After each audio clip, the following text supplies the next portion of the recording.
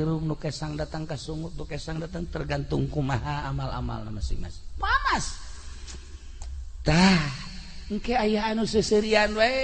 batur mah kapanasan nya nama kieu malah meneangan rokok di Samsu aya rokok we jadi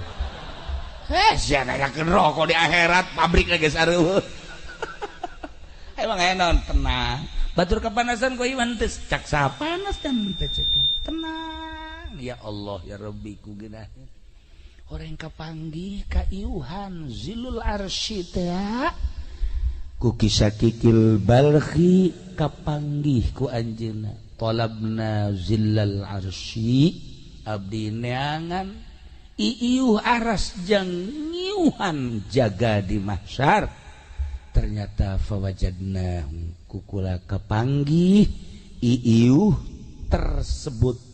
horenganan tina zuhud